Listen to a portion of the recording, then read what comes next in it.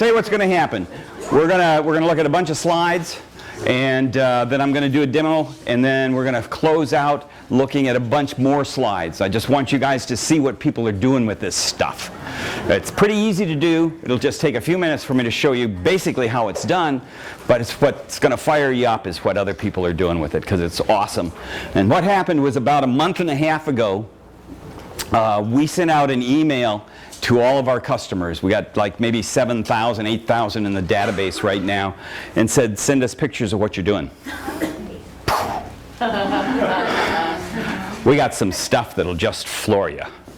And most of this I've seen once before, yesterday and today, because it's been coming in like every day. We get this little batch of slides from people, and it's just been incredible. So we're going to start here with the reactive metals. And today we're going to talk about niobium and titanium. If you want to look at them, here's what they look like in their natural state.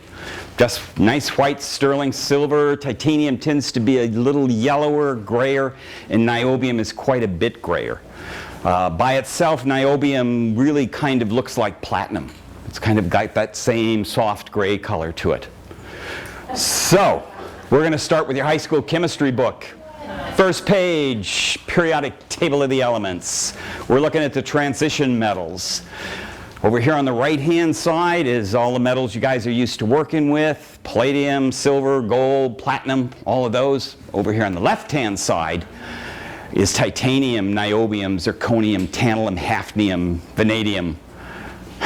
And those are the ones we're interested in. They're called the reactive metals. Where do they come from?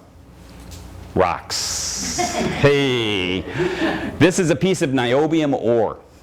That black stuff is niobium. It's hard rock mining deep in the ground. Called columbite. This metal used to be called columbium. Then they changed it to niobium in the 40s and 50s. It's mostly found in Canada, Australia, Brazil, and China. Titanium, on the other hand, is a whole other animal. You'll recognize this stuff.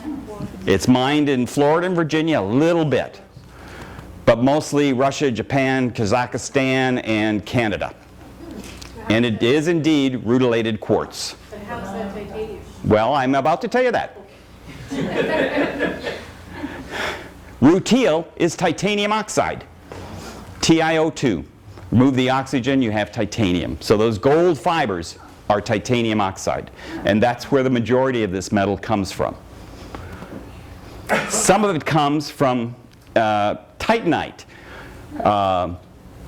which is actually a gemstone. There are deposits of this all over the world. Doesn't come from any place in particular. It's also known as sphene, and used to be used as a diamond substitute. It has indeed a higher dispersion than a diamond, so it's really a beautiful stone. Problem is, it's a Mohs 5.5, so it's very soft. And it would work in earrings, pendants, things like that. You could never wear it as a diamond ring, because it's too soft for that. So how do they get it out of the ground?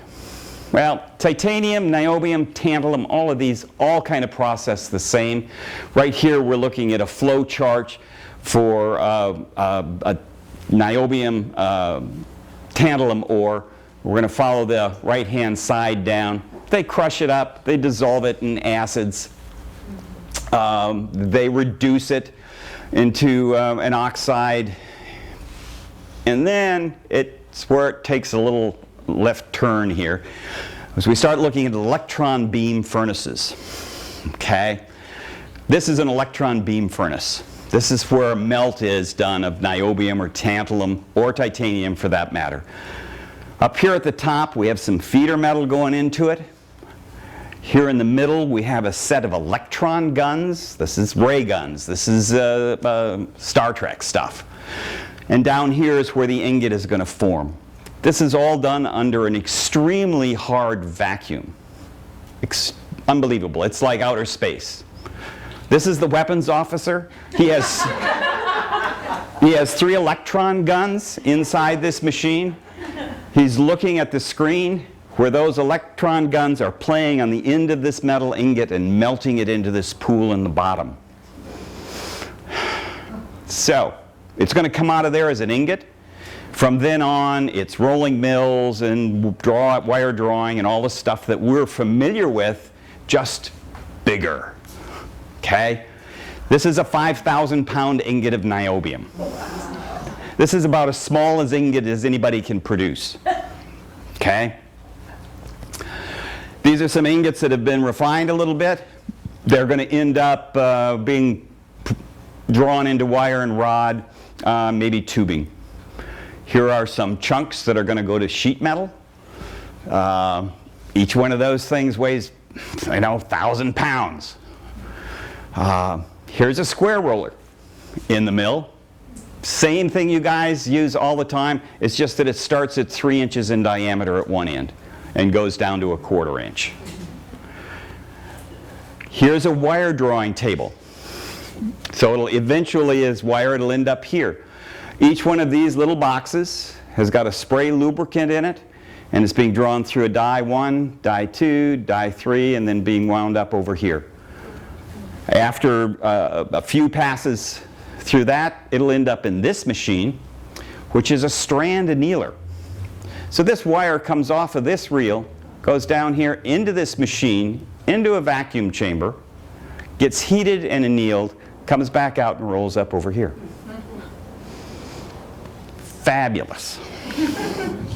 Here's some niobium in front and tantalum, which is the darker gray in the back, waiting further processing in the mill. Here is a small ingot of titanium. Okay, the ingots that come out of Henderson, Nevada, we see every once in a while going down I-40 in Arizona on a flatbed truck, usually weigh around 20,000 pounds. Okay, and it's 4 feet in diameter and over 20 feet long. Okay, this is one of the problems with these materials, is that they're all industrial materials. They're not like little silver and gold mills that make stuff. These guys make stuff,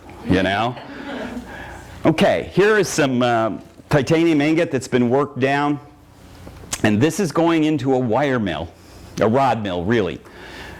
This is a wire drawing machine. It is 100 yards long. At one end is a square roller, just like the one you're used to at home, except bigger.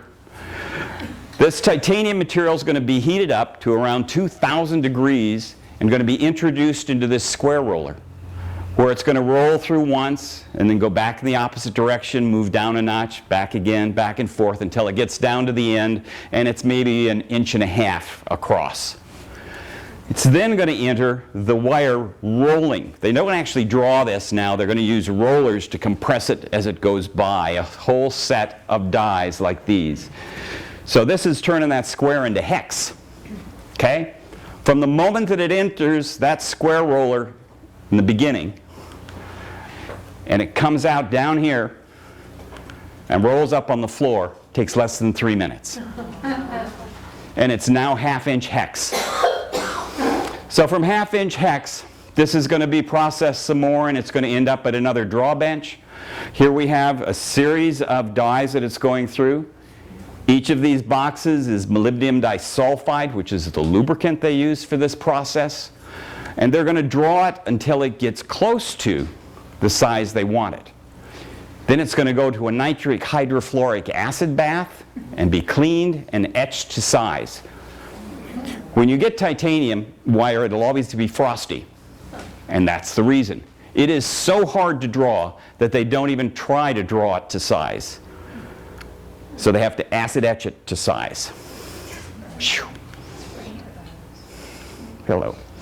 Unique to titanium, in the metals that we're talking about, it's unique to titanium. They do this with steel and stainless, is hot spinning. And this is precision metal spinning in Detroit, or outside Detroit, Michigan. And they're spinning a big plate here. There's a torch operator here, a torch operator here, and then this guy here with this big long pipe is actually manipulating a wheel that's right here that's touching the metal and is forming it around a steel form while it's spinning. outrageous. Like making a big flange or something? I'm not sure what this is. It's something. Well, anyway, I was invited to the plant at one point, and they showed me what they did and how they did it, and we discussed making art. So hooked up with these people, because they also spin titanium pipe fittings, of all things, and we spun some art. So here is about a 1/4-inch thick titanium plate mounted on the lathe. This wheel that's over here is actually going to go in and touch it on this back side and do the forming, while the torch operator leads that contact point so the metal's hot just in front of where it's being touched. It is just nuts to do. And we're going to go back to this in a little while. But titanium at 1600 degrees Fahrenheit phase changes. The entire crystal structure of the metal changes and it becomes ductile. It's like hot copper. If you take a piece of titanium bar stock, heat it up to a nice red hot like that, lay it on the anvil, pull out your hammer, it's going to go thud, thud, clank. And at clank it's dropped below 1600 and the crystals have locked back up. But it's eminently hot forgeable. Annealing. Okay, we'll get rid of this really quick. Titanium, 1,600 degrees Fahrenheit, 30 to 180 minutes. In a vacuum. You heat it up in air, eventually it's just going to get harder. Okay? Niobium, 2,192 degrees Fahrenheit, 60 minutes or thereabouts. In a higher vacuum. Okay? You cannot do this at home. Period. Okay, we've looked at some of the stuff that they're capable of doing with this in the big world. Let's take a look at something we're more used to and get some hand tools in here and work on these materials. Masonite die forming. Well, you got that yesterday in the other room, right? Okay, here's a masonite die. Little steel plate that goes on the top. Here is a piece of titanium being formed in it using steel tools.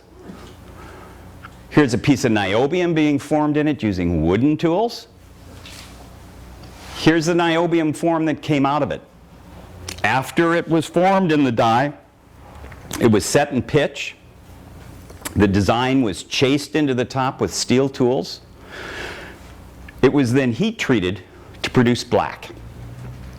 Niobium will produce this very hard, very tenacious black oxide if you heat it up red hot and let it cool. This has got kind of polished surfaces on the top. That was done with a Scotch-Brite to see how well it would wear, and it just polished this stuff up. Like a really thick anneal it? If you can't anneal it, when you get it annealed, then how long do you have to work with it? Does it work harden? Work hardens extremely slowly. Okay. So you can just do this. You can pound the crap out of it. You're going to see more of that. So you can get this great black if I just heat it and let it cool down. Yep. Heat it up, get a nice red hot cherry, and let it cool down. And then it'll stay nice and black forever. Well, not forever. I mean, if you took a file to it, you could carve through it and things like that. It's not black all the way through. It is an oxide, but it's very hard. A very hard, thick Yeah. oxide. Okay, cool. Here's the piece of titanium chased up in the same die. This bottom half on the right has been planished and smooth. The top half is still rough. These samples are all up here on the desk, but that's brought up in the same die. Piece of, I think it was 28 gauge titanium. Cold forging. These metals work harden extremely slowly, even titanium. Grade 1 commercially pure titanium is very ductile and very slow to work harden. And niobium is incredibly slow to work harden. When they're drawing wire, they'll draw it down to 98% of its original diameter before they'll anneal it. Okay, cold forging niobium. This is a fibula. This is a sketch of the design before it was made. It's niobium. Jim Connolly made this for me. He was the best hammer guy I knew when I was doing this research. Owned Silver Works in Lawrence, Kansas. This was 10 gauge round wire. So from 10 gauge round wire to the pin stem in one continuous operation without annealing. Okay, Here's Jim pounding on an anvil, forming it, hand bending it, checking his design, taper rolling the pin stem, and the final piece, 20 minutes. No stopping, no annealing, no cleaning, none of that stuff. Just sit down with your hammer and sketch. Cold forging titanium. Again, Jim Connolly, this is the sketch on the bottom. This is 10 gauge round wire, grade 1, commercially pure titanium, done in one continuous operation from beginning to end. Forming in a wood stake, stretching and forming it on the anvil, hand forming it with pliers and the hammer, a little extra forging down there on the catch for the pin stem, 20 minutes. How expensive is it compared to sterling? I'm sorry? How expensive is it compared to other metals? Very inexpensive. Silver, gold, psh, not even in the same world. Do you buy it already annealed? It comes to you annealed from us, yes. Now, right, just for a moment, I've been saying commercially pure titanium, okay? The titanium you guys see up here that comes out of Boeing is more than likely what they call 6-4. It's grade 5. It is 6% aluminum, 4% vanadium. It'll take the teeth off a jeweler's saw, okay? It'll work red hot, but when it's cold, it's hard and springy and nasty stuff. So titanium is a generic word. It's like saying steel. How many kinds of steel are there? Okay? So you have to pay attention to what you're getting. If it's slow to work hard, and if you made something like this, how would you get this pin to be springy and not deform over time? It's pretty springy by this point. It really is. Quick question back on the black niobium. I'm excited about it. Yeah. How hot is red hot? Nice cherry red hot. It's a nice cherry red hot. If it doesn't do it, heat it up hotter. Do it again. There isn't a temperature. But if I mix it with something with silver in it, no solder, I could get the silver color and the black color? You're going to heat the silver up along with the niobium? I'm sorry, I don't mean to take too much time. I don't think I would do that. Okay. Okay. Hot forged bracelet in titanium. Okay. Here's a beautiful little bracelet I made. This is a 10 gauge titanium square rod. Again, when you get this stuff hot, it is just mush. You can curl it, twist it, pound it, whatever you want. It is literally like hot copper. Heat travels in it very slowly. So although I'm working this red hot 2 inches from my fingers did not burn. 1600 degrees Fahrenheit, you can just feel this stuff go loose. The downside of hot working is this stuff. And it's an alpha case. And what happens, because this is a metal that absorbs oxygen, hydrogen, nitrogen, everything around it, this is an oxygen-rich layer of titanium on the surface. And it is extremely hard. And if you want to do anything to it, if you want to anodize it or get a nice polished surface and stuff, you have to grind this off. And you have to grind it off with a grindstone. Okay? Do you have to do that in between different courses of Do what? forging or brazing? Grind off the oxides? No. Not until you're done. Wouldn't make any sense to grind it off 6 times, you know, or 3 times or whatever, when it's just going to continue to grow and you got to do it. Just do it once. I mean, it Thicker doesn't as build you a work? thicker layer, or does it? It slows down. It slows down, yeah. Doesn't it combust or something? No. You cannot catch titanium on fire. Can you flip back to what it looks like before? And I'm wondering Okay. if it must be ground off, or if that's. I mean, if you want this rough, pebbly surface, you can stop anytime you want. Okay. There's more about what happens to a hot surface if we'll get there. Okay. So anyway, I call this kind of the mother of all fire scales, because you do not want to touch your file to this. If you touch a file to this, you'll be sorry. It'll kill a file in a minute, okay?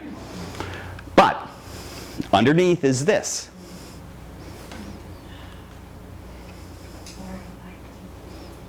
And, of course, color. Hydraulic forming. Good old matrix dye. This is niobium. This is Susan Kingsley, who years ago I sent a bunch of samples to and said, see what happens when you push it. So, what happens with this, which is real interesting, is niobium is a very large crystal metal. So, as you stretch it, it will begin to orange peel like this. And if you stretch it further, you'll actually see the outline of the crystals in this orange peel. And it talks to you. It says, guess what? I'm going to break. And you stop. And there's nothing you can do. You can't push it any further. It's at its limit. You can planish it, smooth it, continue on. But if you push it any further than that, really, where it starts to outline that crystal, it's going to pop. It's guaranteed. Was that titanium or niobium? This is niobium. Niobium. Yeah. Here's some other pieces that she die formed. Here's some pieces I did in a workshop with Cynthia a year or so ago. These are all niobium. These are the new pattern dies that they have at Rio. Yes, they're hardened steel. They do this to niobium. They're up here on the table to look at too. Casting.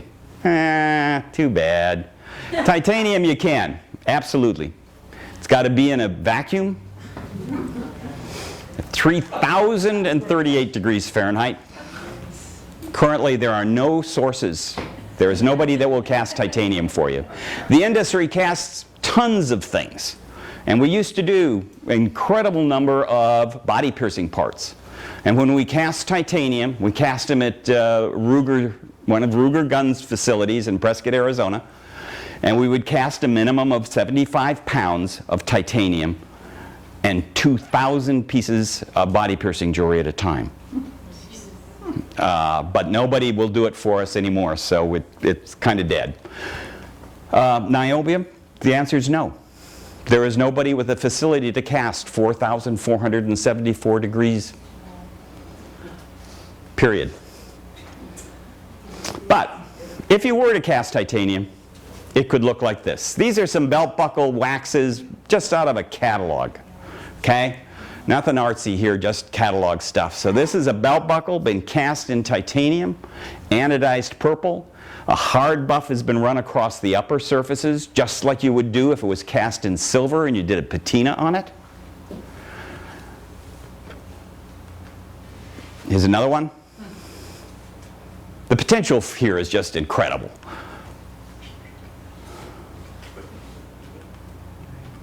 How durable is the color on a belt buckle?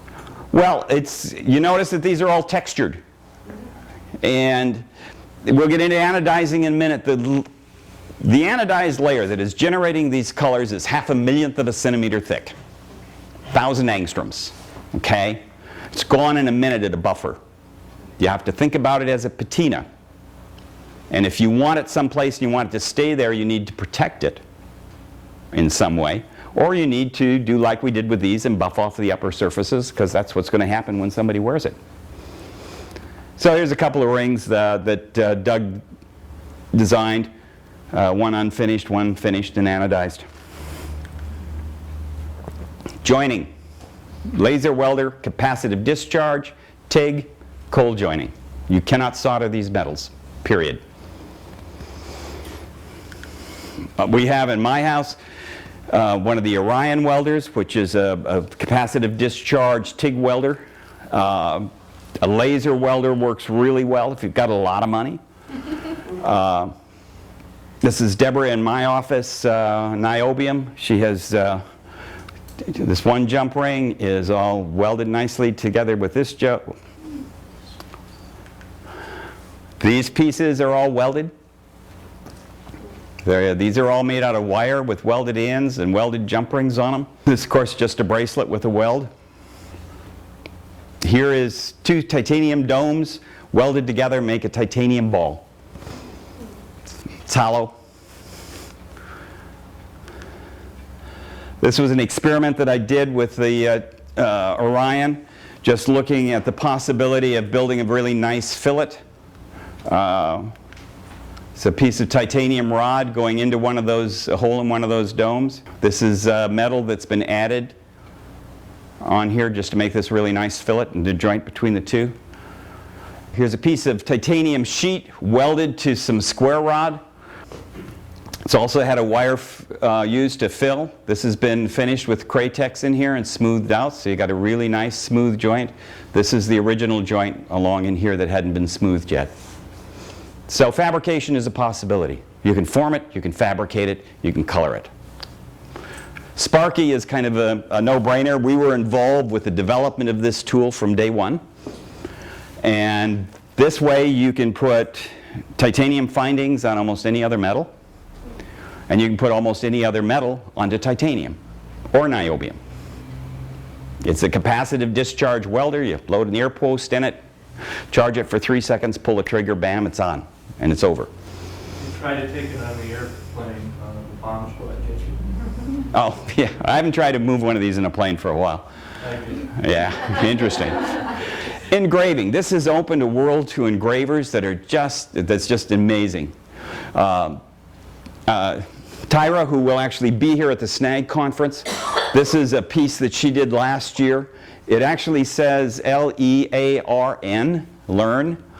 And if you flip it over, it says L-E-A-R-N, learn. She's really excited about it. This is Gary Blanchard. And when I got these slides from him, I was breathless. These handles are titanium, engraved, colored. This handle is just breathtaking.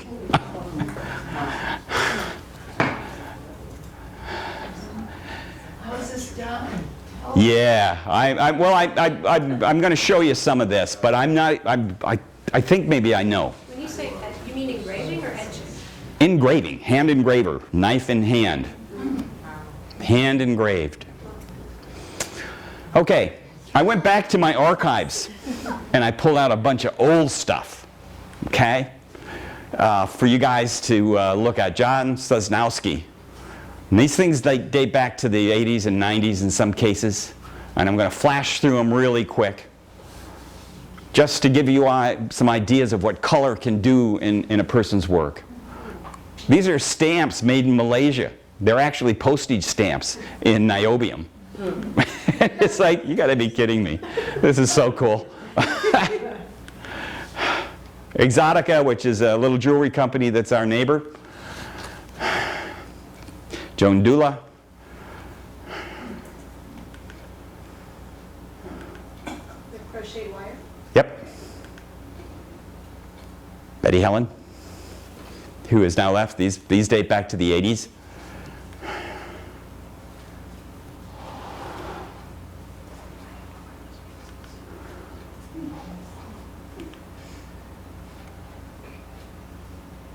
I had a chance to buy this from her and didn't, and it's just, I've always regretted I had no money at the time. Alan Revere even played with this stuff.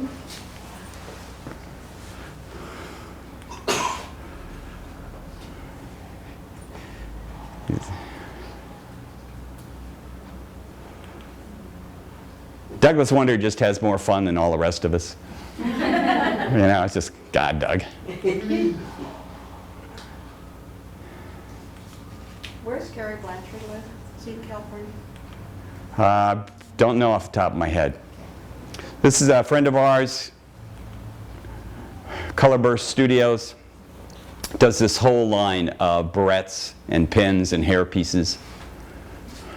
You didn't mention piercing, but I assume it pierces and drills like... It's metal, yeah. All right, here's some pieces of mine. These are sterling silver and niobium that I did for my master's. There are blind rivets on the upper piece of sterling silver that go through the niobium and the sterling back. These are all brooches.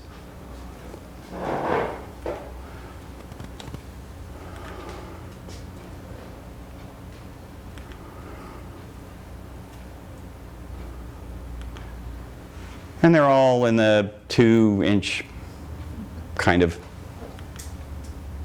This is hot spinning. I have a small one of these that I brought with me. This has a hot spinning vessel. This one is about 11 inches tall that you're looking at. Those are the natural oxides of titanium that form on the outside as you do this. Every one of them comes out different, depending on how hard we pushed it and how long we had it hot and all that kind of stuff. They're nuts. They're wonderful. They look like ceramics. They're almost unsellable. Looks like a nice $80 pot, doesn't it? What? What happens to the form on the inside? Pardon? How do you get the form out from the inside if you're spinning? It just slips out. Oh. What we do is we spin over the form to get the base set and the side angle started up. We let it cool, take it off the lathe, turn it around on the lathe, run a high temperature alloy bar down the middle to hold it in place, and then we can free-form spin the top over air. Pretty nuts. It was fun. This is a container, hot spun titanium with a copper enamel and 24 karat gold granulation set in the enamel. This is a Galaxy series that I did. If you wanted to get that kind of depth in a vessel, you couldn't probably. I'm sorry? Could you get that kind of depth? It didn't seem like you could get that kind of depth from like the hydraulic press version without reaching the crystal limit and breaking. Like that's about an inch, maybe an inch and a half. Well, it's almost 3 inches deep. Could you press it that deep in a hydraulic press? Or? Probably. Okay. Yeah. These are all about 4.5 inches tall. It was part of a commission I did of 12 pieces to go to Japan as executive gifts for guys in the titanium industry.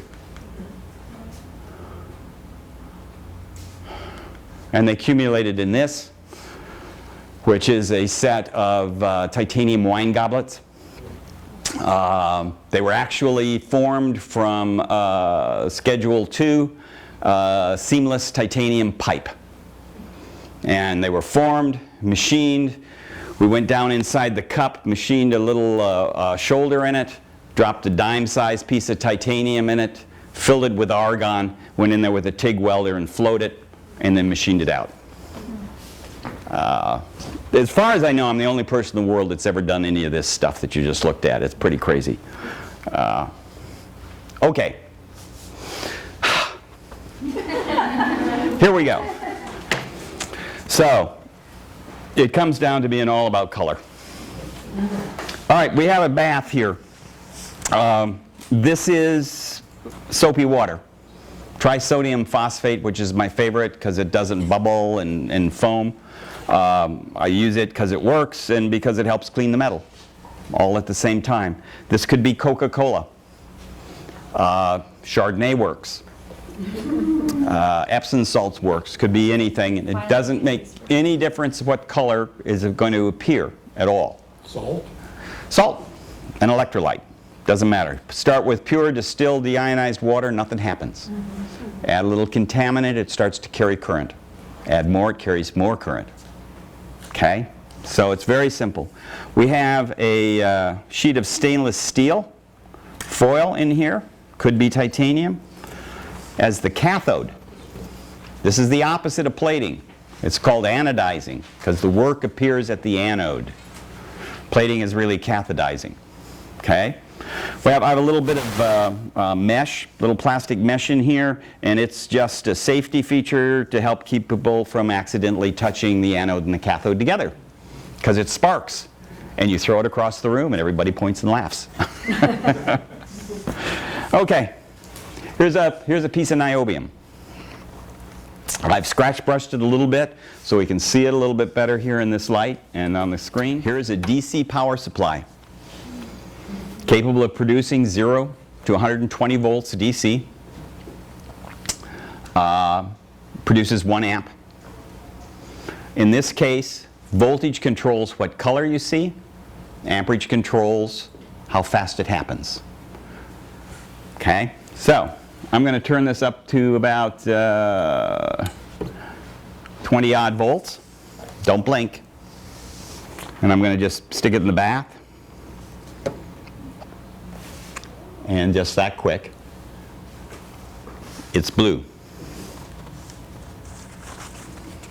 Got a Kleenex here, tissue. Where do you get that? Is that just you get that anywhere? Electric hobby supply store? Ah, Reactive Metal Studio, says right there. It's late in the day, I'm not trying to. Yeah, you know, it's a DC power supply. You can go to a used electronics place and maybe buy one. You know, Have to be regulated or anything strained? a DC power supply is regulated. It will be. Okay, so we have this nice kind of dark purple and blue on here. I'm going to turn it up a little bit further to about 30 volts.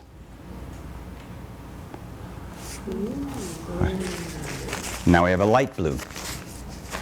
I'm going to hold it up. You can see it this way. You see it here? Just like that. Voltage controls what color it produces.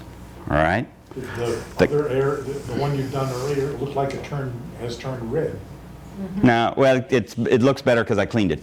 Cleaned it off. If it has soap film on it, it changes the color. You can't really see what you've got until you've cleaned it. So now there's no effect from the fact that you had anodized it a second ago at another voltage. It just Right. replaced all that. What's happening is we're growing the oxide of the metal on the surface. And at 20 volts, it grows this thick. 30 volts, it grows this thick. At 40 grows, it grows this Go thick. backwards. Can't go backwards. If you leave it in longer? Nope. It stops. Okay. So the classic, of course, is the rainbow. Now watch closely. I'm going to submerge this in the bath, and I'm going to turn it up as I take it out.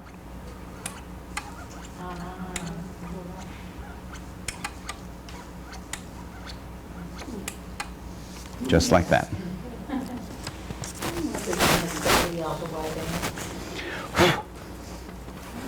So I made it up to 90 volts there. Just like that. That's how that's done. It's almost addicting, too. Is the red plugged in the positive or negative? I don't know that. It's the anode. It's positive. Okay. That's bath anodizing. That's pretty fun. That's pretty simple. But the good part is painting. And here I have a piece of niobium taped down onto a piece of plastic. I have a little strip of titanium that runs back to the back side of it, so it's got an electrical contact. It is the anode, because it's where I want the color to appear, so it's going to be hooked up to the colored lead. The cathode, which is now here, little piece of sponge, and lo and behold, the bath is now portable. How much fun is that? All right, I've pre-etched a little, excuse me, I have to put eyes on.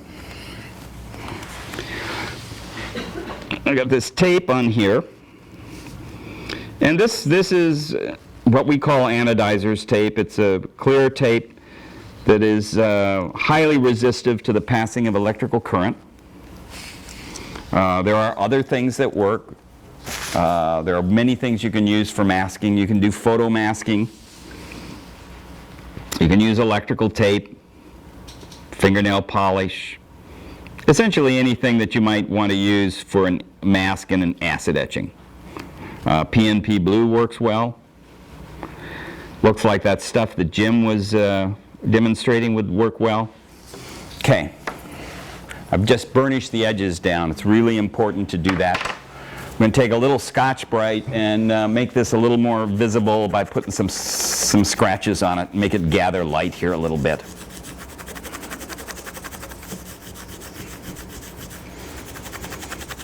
You were saying the stuff Jim was demonstrating as a mask, so this Yeah. would work here. Yeah. Okay. So I have that little space open there. I'm going to dip my sponge in here and get it wet. I'm going to turn this back down. It's a turn pot, takes a while to get down. And I'm going to go to like 17 volts here. And I'm just going to kind of paint that in. To a nice kind of purple. Got a little. Why aren't you wearing gloves? Because I break all the rules. Okay? So I'm going to go to 31 here. And I'm not sure how much you're seeing. Maybe if I... It was good? All right, it just looks flared out to me. And I'm going to just kind of paint off this one corner. You see how I can just very gently shade this? And this is what we do when I teach a workshop. Everybody starts out making a color chart. And we're going to go up here to about 48 volts. Give me a little pale yellow.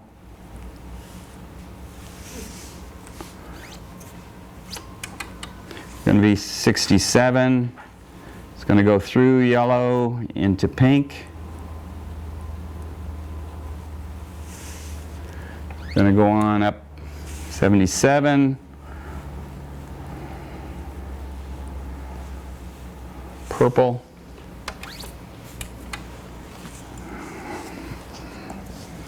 $90. Going to get a nice teal here. So we're going to go right up to 100 volts. So the pieces you did for your master's project that you were showing that have the kind of band of shapes of color, geometric, was that painting? Was it just done with? It was painting and mask. Painting and masking, yeah. So 100 volts is going to take me up to a nice green. Again, you see how I'm just able to shade this?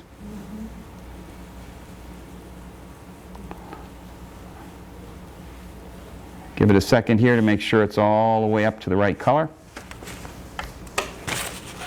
Can you get a nice black? Not anodizing.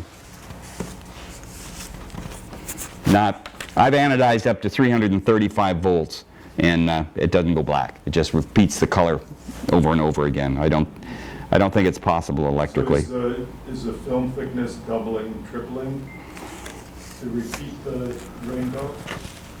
Well, in a sense, you keep delaying light one wavelength, and it just repeats up. I've done 7 orders of color. Now, in aluminum anodizing, you dye it after. Right.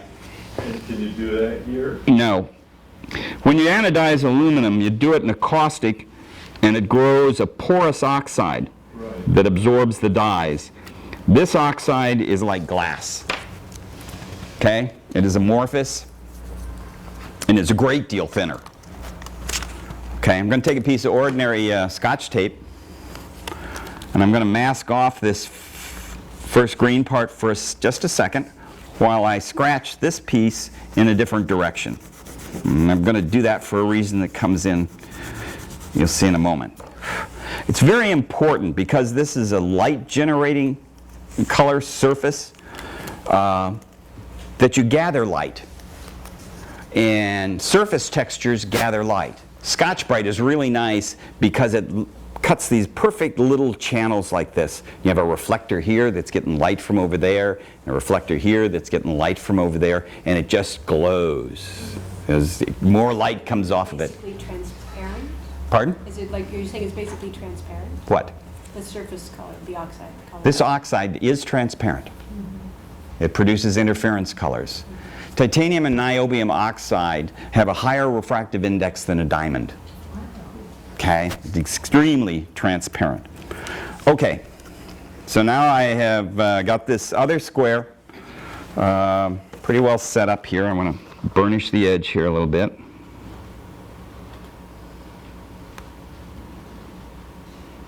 If you forget this, you will be screwed every time. Because it'll leak. Did leak up there. Anyway, next square.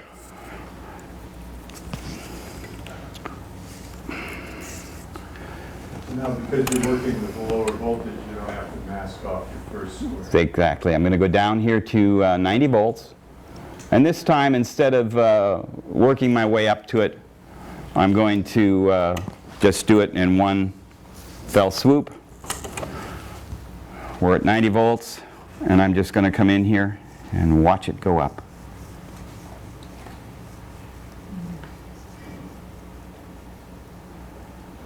Work it for just a moment. Make sure it's up to full color.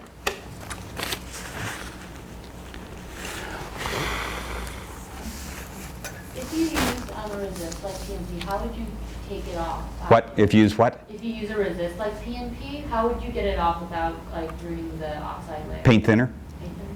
Yeah. I mean, nothing you have in your shop is going to touch this unless you have hydrofluoric acid in your shop. Oh, Okay? This is there forever. Okay? So, I have these two surfaces that will catch light from different directions and actually flash on and off. Because the scratch marks run in different directions. Okay? Those could be little hammer marks, they could be chase marks. You take a polished ball peen hammer and put those wonderful little reflectors in there. Those are going to gather light from all over and make the surface just explode. Okay. We'll do one more thing here. Can you electroplate this niobium or titanium onto another metal that you form and then treat the surface? No. There are vapor deposition processes you can do. You can't do, but that are done out there. But you cannot plate this stuff. Because to dissolve this stuff, you'd have to have it in a nitric hydrofluoric acid bath, which would dissolve any kind of metal that you put in it. So there would be nothing left to plate out on, as they say. So I'm just going to cut a triangle here, which is my favorite shape. But because this is so thin, it scratches off pretty easily, right? So I think Right. You have to think about protecting it and how it's worn. And it's like a pair of earrings, dangly bobbling around, that are going to cost 25 bucks. 10 years from now, are kind of look crappy, but they only cost 20 bucks. and there's nobody's developed a way to. If you put a coating on here of something that you think is transparent, it's like putting a 12-story house on a glass window. Anything you think is transparent is nowhere near as transparent as this is to generate these colors. So what does it do? Just mutes them. Wash? Yeah, just mutes them.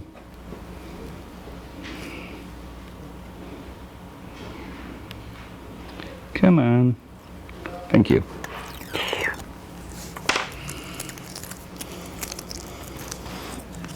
Okay, I'm going to take my Scotch tape here and do a little texturing on this surface. Again, I'm going to make a light gathering surface here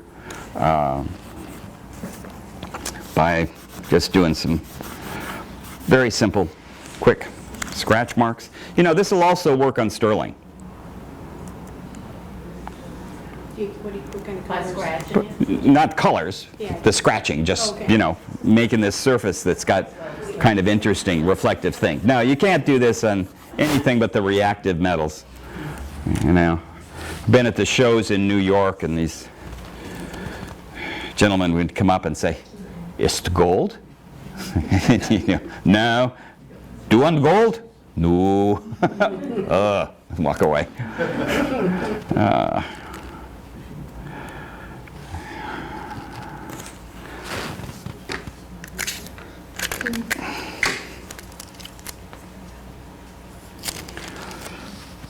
Okay.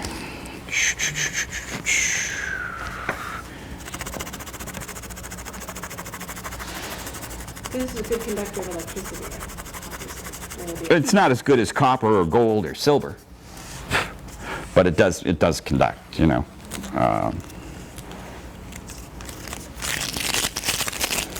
Okay, so now when I do bigger things, this is my favorite tool, one of my favorite tools, and this is a little trim painter that you can buy in any paint or hardware store. And what I have done is I have taken a saw blade and split the foam away from the base. Slipped a piece of that stainless steel foil in here. pop riveted to a wire, and made another portable bath. So this is like my favorite painting tool. I also have some that are like this big. And what I do with them, and there are 2 of these that are going to be for sale, or for auction off, at the SNAG conference. I actually have nice little aluminum frames that they'll go in, is I do paintings. And this is just kind of like a sample size. The big ones are like 3 feet. It's an expensive canvas, Yeah. but again, I don't think anybody else has ever done this. How big of a piece can you anodize? With this, No, I could do the submarine. anodize, as long as you can get a current through it? Yeah, clip onto the sub here and paint away. So I'm not very good with electronics. Do you have to have a bigger anodizer that uses more? Not necessarily. You would want to connect close to where you were painting. If you went down to the far end of the sub, there'd be too much resistance in between. How much current flows when you're doing the painting job? Very little, very little. What happens is, for instance, if you're in the bath and you put a piece in there, you set it at 90 volts, and you turn it on. Okay, the current goes all the way up. It's drawn as much as it can. Voltage starts to climb as the oxide grows, gets more resistive to the passing of current. As they pass each other here and it gets to the 90 volts that you set it at, 0 current stops. Okay? Okay, so now I got this wonderful little guy here, and get this out of the way.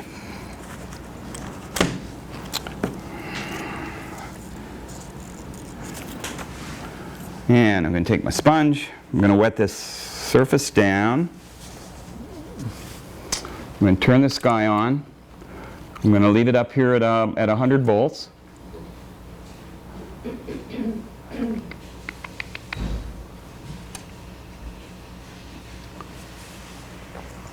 And surface is wet. And I'm just going to start up here, start pulling the color down. Can you see that happening? Yeah, but you're just using one bulb. Yep. Because it's narrow at the top, Okay. it happens faster there. And as it widens out, the action gets spread over a greater surface, so it slows down. Did you discover this? No, actually it was originally written in the 1950s in research papers and things like that for aerospace development.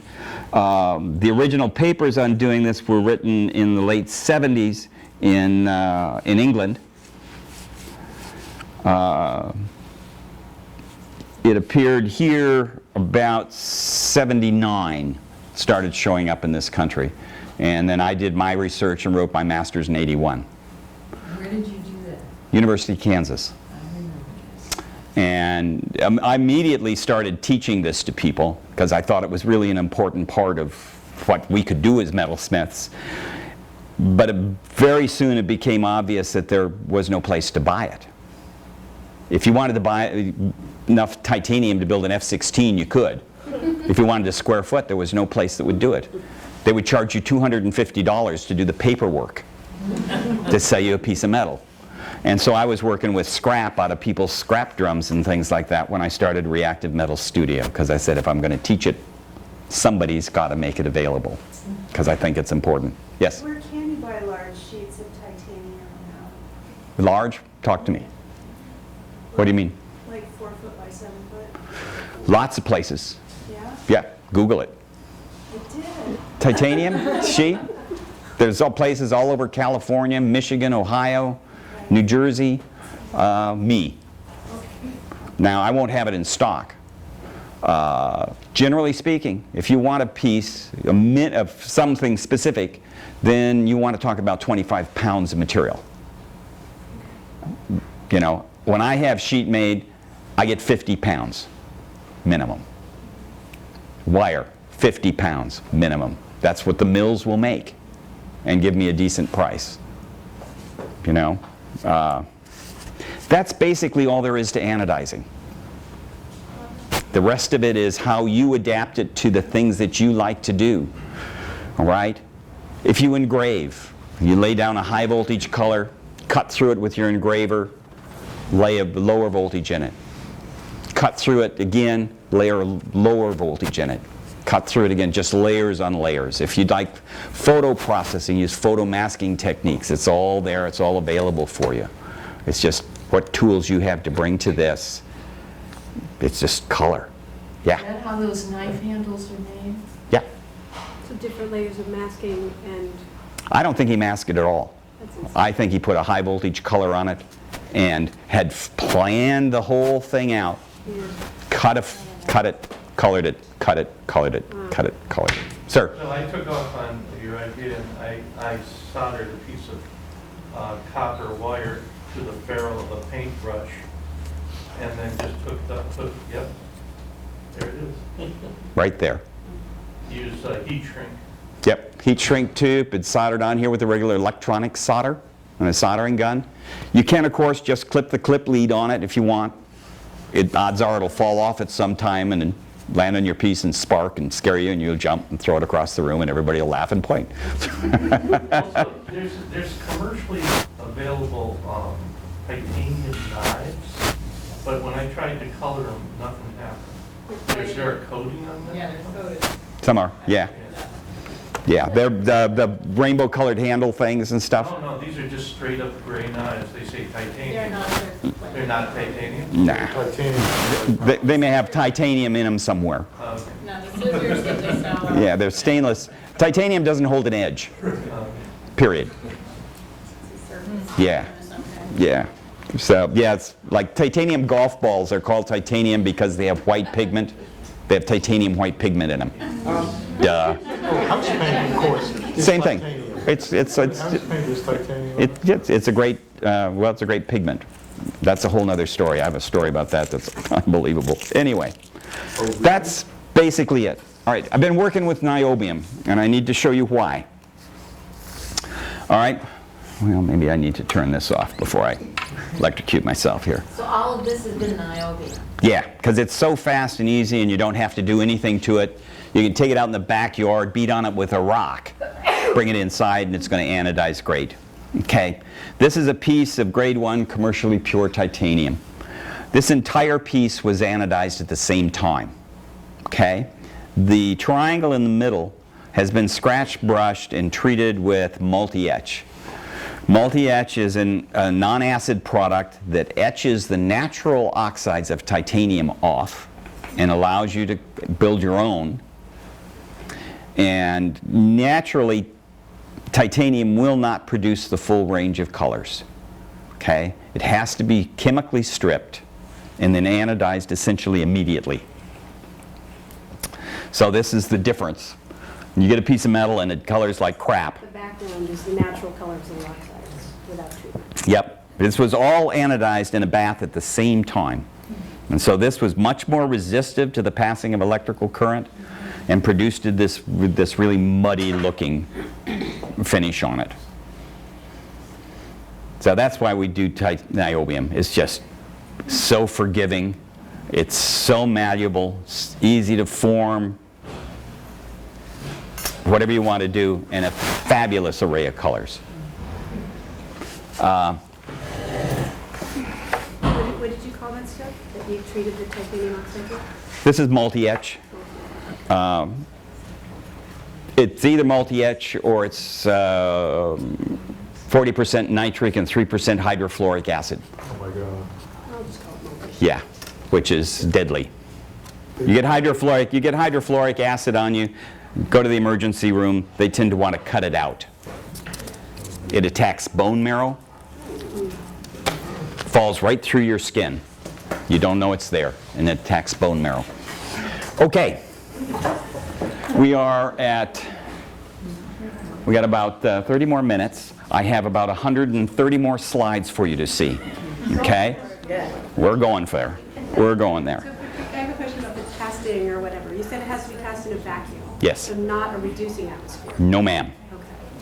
Okay. A vacuum. So it will be... It will burn. It will burn in air. And it oxides. So if you melted it in air, it would just absorb oxygen, turn into this chunk of gob, of nothing.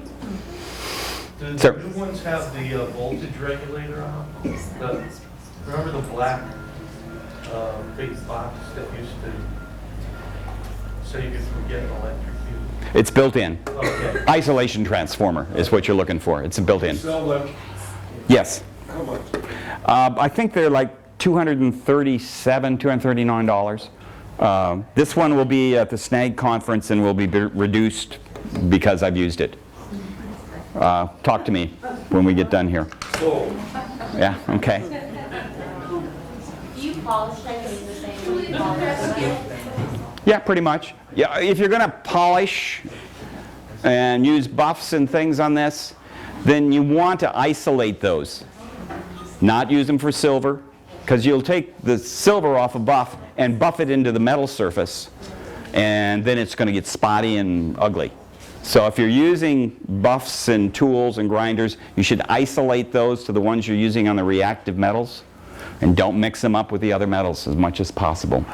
For the painting setup, why do you use the water at all? Like, what if you just touched a negatively charged piece of metal? You could trace The it. oxygen to form the oxide has to come from somewhere. So you have water. The cathode side, hydrogen is generated on. On the anode side, oxygen is generated on. And the titanium absorbs that oxygen and forms titanium oxide. Niobium. Or niobium oxide. Either one. Same. Okay. Interchangeable. On the titanium, can you take off the oxide with physically, grind it or something? Oh yeah. Oh Rather yeah. than etching? If you wanted to back etch it and start over, Yeah. yeah, you could sand and grind it all off as long as you... A new piece, I've got a piece of titanium metal I got from a medical situation. You just grind it off and then etch it. Yeah. Make sure, you got to make sure you get all the previous stuff off. Go further than you think you have to. Okay. Because you won't be able to see it, but it'll still be there. Okay. Otherwise you'll Yeah. More users and abusers. And these have been just randomly mixed, so I don't know what's coming up either. And some of this stuff is simple, and some of it is amazingly exciting to look at.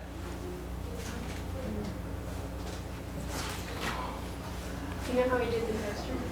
Do I know what? How that guy did the texture? No. No. This is a fabulous piece.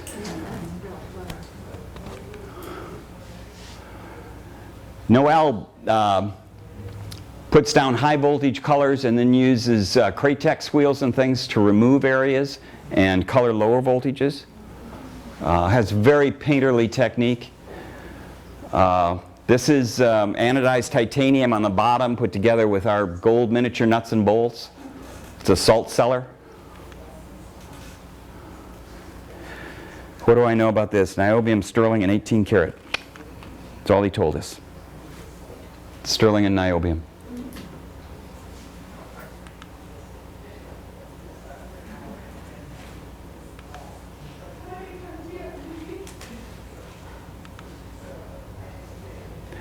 I know absolutely nothing about these except she says they are laser welded. So I know nothing about how that's fabricated. This is just mind-boggling. It's 3 by 3 inches. Titanium, sterling, and the girl is a removable brooch. The colors are so muted. Yeah.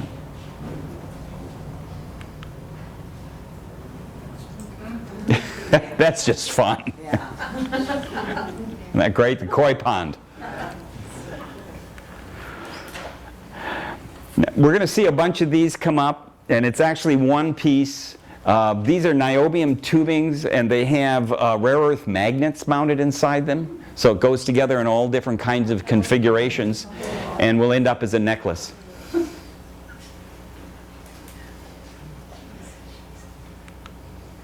Are you going to put these on your website? They should be going up as we talk. I'm sorry, I just spammed the mic really hard. So what kind of saw blade would they be using? Any kind of saw blade, whatever you got. There's nothing to this. Saw, file. And you can use a shear on it too. Oh yeah, we shear it all the time. So to get one single color, you just set it for a certain voltage and wait till it gets up there? Yep, So, yep.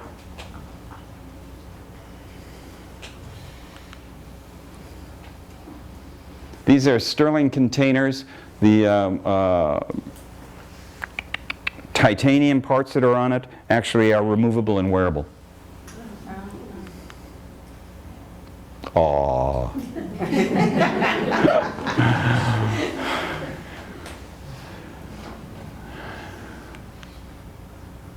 Hot forged titanium bracelet. This piece is outrageous.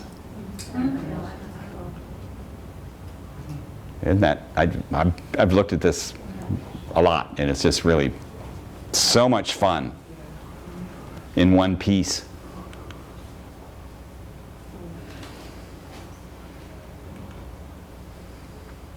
This is titanium.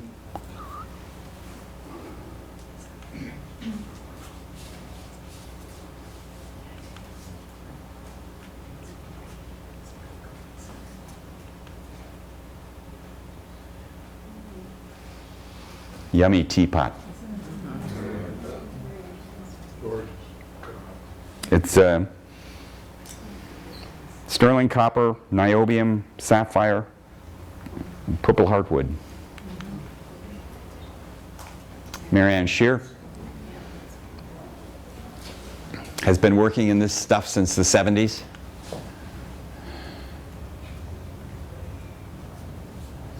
If you're a wire weaver, it just adds this whole dimension to what you can do.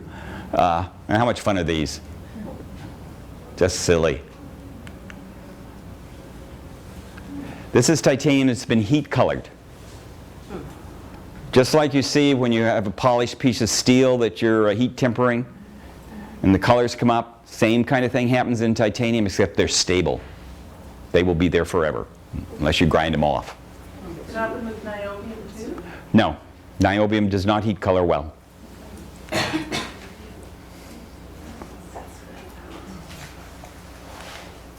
it's the same thing with titanium. Do you have to use the multi-edge to get the oxides from heat coloring to be bright like that, or? No, no, not at all. These are just fun. They're felt and beads and things, but she uses the hypoallergenic colored niobium wires just to carry the color and the design all the way up into the ear. This is heat colored niobium. If you look real close, you can see that there's a rivet right here that's holding the niobium into the sterling silver link.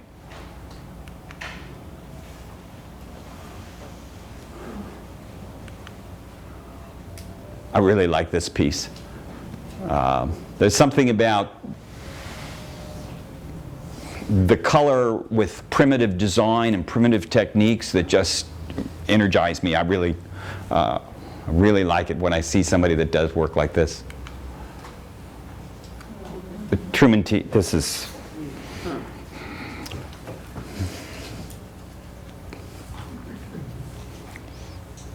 What's it? It looks like there's gold around it. I'm not sure if that's gold or brass. It might even actually be titanium. He didn't really tell us much. It's 10 or 11 inches in diameter. It's 11, he says it's titanium, it's 11 inches in diameter. So I take it that it's all titanium. I just look at, that's jaw-dropping.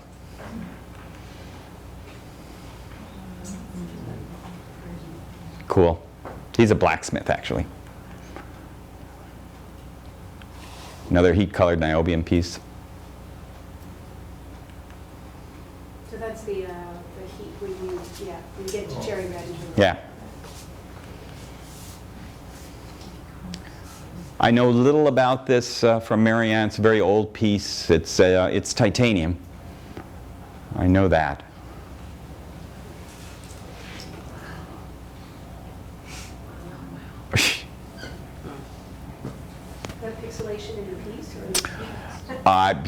I'm looking at the picture just like you are, and I know how you could do that by masking, and so you got me. It's just incredible to look at.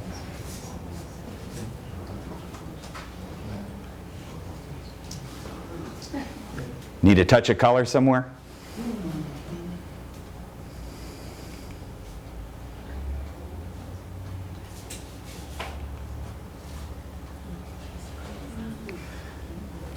This is, all I got is it's titanium. Thank you, Truman. It's like, holy crap. Yeah, it's like, when this, I saw this the first time just a couple of days ago, and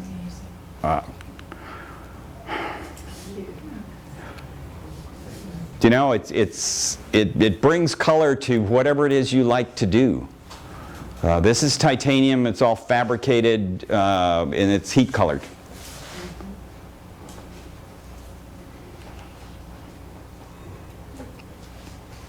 Menorah? I was going to say, this is large scale. If All I know, it's brass, titanium, and lucite. It's got it. It's your saw blades, how do you cut it? It doesn't dull saw blades. Where did you hear that? That's that 1 hour. Oh, the I heard something. 6'4", grade 5 titanium. Okay, okay, never mind. Okay? Yeah. Oh, more of the felt lady. This is brand new. I got this just a couple of days ago from Marianne.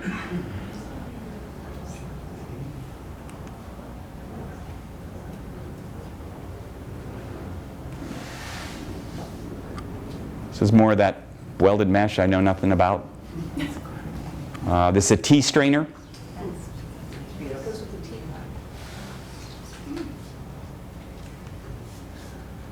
Hot forged titanium.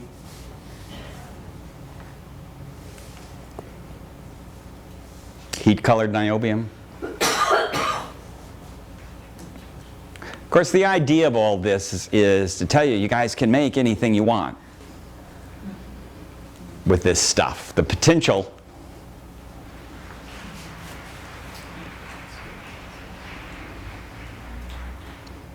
this is actually some gadget that's used with parachutes. And I don't know what the deal is, but it's supposed to be real important.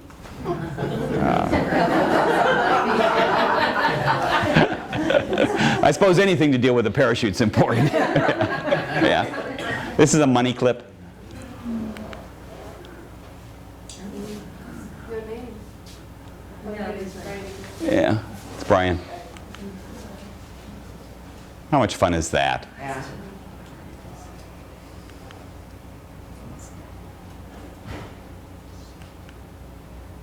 Oh, more of the felt lady. Some more hot forged. It's a great look.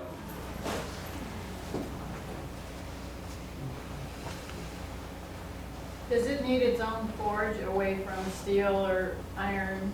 And it won't get No. contaminated or? No, I've not been aware of that being a problem at all. Do you know how this guy is attaching his titanium to his silver? I would imagine it's cold joint, it's riveted. I would imagine there's rivets in the back. But no, you know, I get a picture and I have niobium and sterling. Boom, that's what I got. But they're beautiful. These are brooches.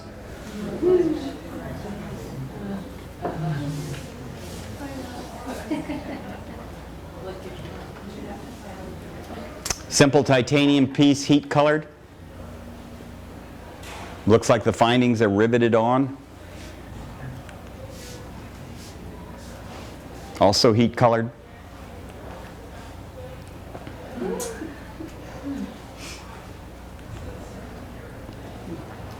More of that lady. Ah, look at these. Stained glass windows built in, yeah.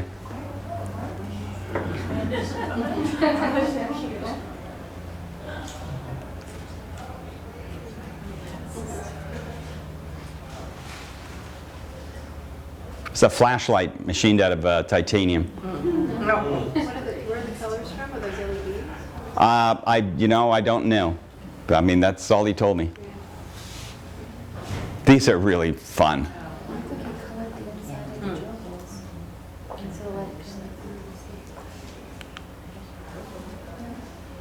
Sandy Vandermeer is making rather large pieces. This is 7 by 24 inches. She got commissioned at one time and did a series of pieces for Star Trek that was hung on the walls of the set. She is right now a starving artist and cannot sell her work. Another kind of crazy.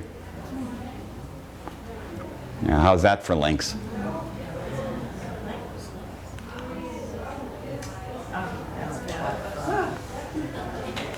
Like I said, some people have more fun than the rest of us, you know?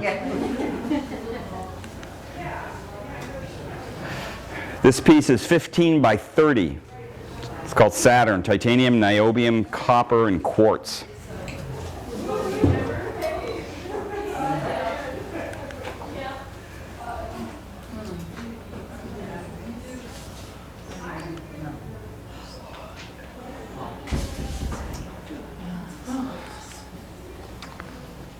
We'll be out of here in a minute. There it is. Isn't that fun?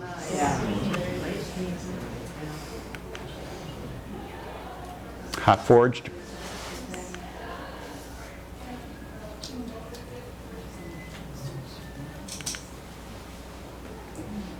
This is all titanium. You can machine it. Oh yeah. You do the, So those, You can run taps and dies and do all that, sure.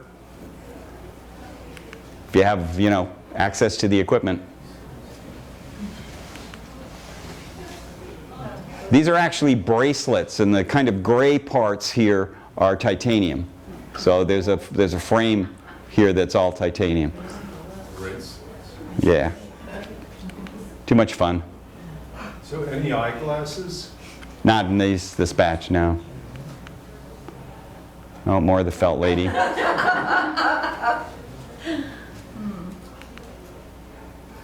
there's another one of his. Unreal. does he sell his pieces? Well, I'm sure he does, but I don't know where. Yeah, this piece is aluminum, titanium, and lucite. The titanium is this piece here.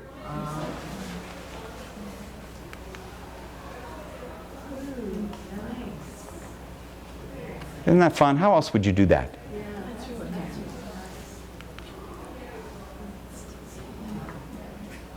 So is it actually lighter per cubic centimeter than other metals, or can you just work it a lot thinner? No, it's lighter. It's lighter.